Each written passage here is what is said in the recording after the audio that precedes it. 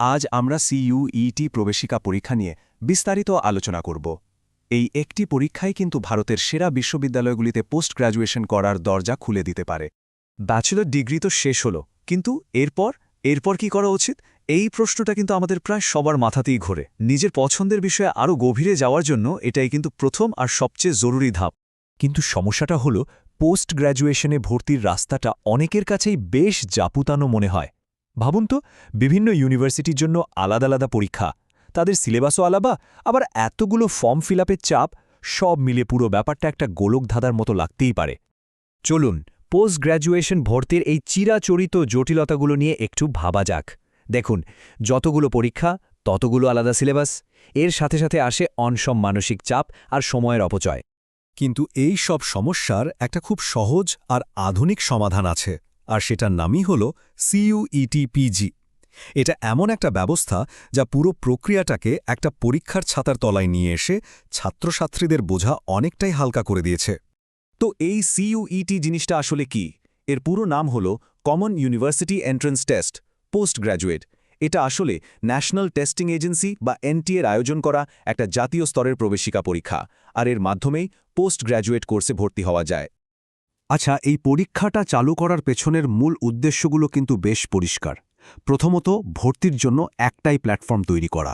দ্বিতীয়ত, একটা ন্যায্য, স্বচ্ছ এবং পুরোপুরি মেধার ভিত্তিতে সিলেকশন প্রসেস নিশ্চিত করা। আর সবচেয়ে বড় কথা হলো বিভিন্ন ইউনিভার্সিটির জন্য আলাদা আলাদা পরীক্ষা দেওয়ার ঝুঁকিটা কমানো। তাহলে প্রশ্ন হল, এই পরীক্ষাটা ঠিক কাদের জন্য?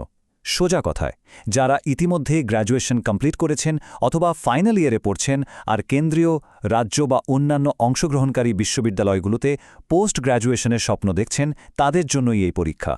আর এই একটা পরীক্ষা দিয়েই কিন্তু এমএ, এমএসসি, এমকম, এমবিএ, এমসিএর মতো দারুণ সব জনপ্রিয় কোর্সে ভর্তির সুযোগ পাওয়া যায়। মানে নিজের পছন্দের বিষয় নিয়ে আরও গভীরে যাওয়ার সুযোগ কিন্তু সত্যি অনেক বড়। চলুন এবার পরীক্ষার গঠনটা নিয়ে একটু কাটাছেঁড়া করা যাক। মানে এর পুরো ব্লুপ্রিন্টটা বুঝে নিলে প্রস্তুতি নিতে অনেক সুবিধে হবে, তাই না? যোগ্যতা কিন্তু খুবই সহজ। যে কোনো একটা স্বীকৃত বিশ্ববিদ্যালয় থেকে ব্যাচেলর ডিগ্রি থাকতে হবে, অথবা গ্র্যাজুয়েশনের ফাইনাল ইয়ারের ছাত্রছাত্রী হলেও এই পরীক্ষায় বসা যাবে। প্রথমেই আসি প্রশ্নের সংখ্যায়।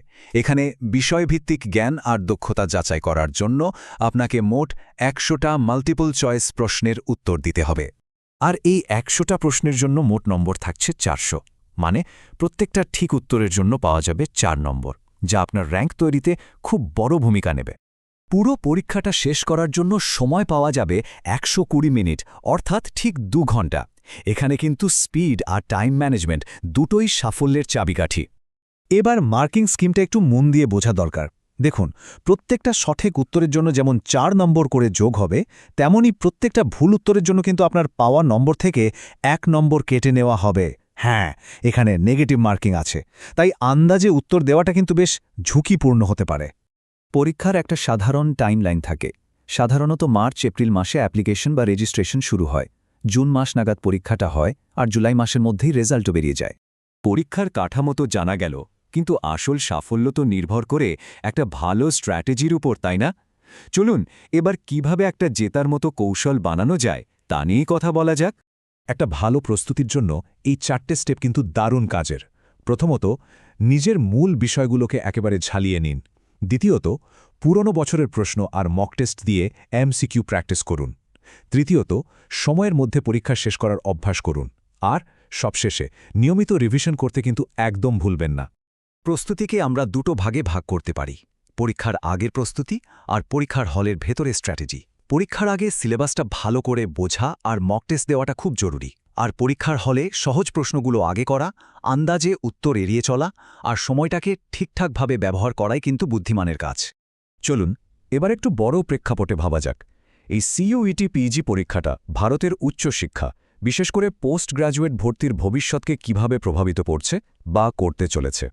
অনেকেই সিইউইটি, ইউজি আর পিজির মধ্যে একটু গুলিয়ে ফেলেন। দেখুন, ব্যাপারটা খুব সহজ।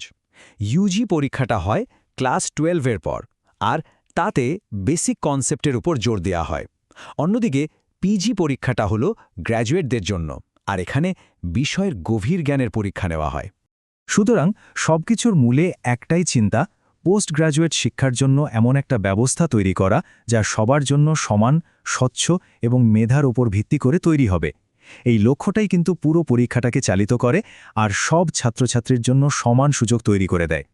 তাহলে শেষ প্রশ্নটা হলো, যেহেতু একটাই পরীক্ষা পোস্ট গ্র্যাজুয়েশন শিক্ষায় ভর্তির পথটাকে নতুন করে সাজাচ্ছে, এটা ভারতে স্পেশালাইজেশনের ভবিষ্যৎকে ঠিক কিভাবে বদলে দেবে?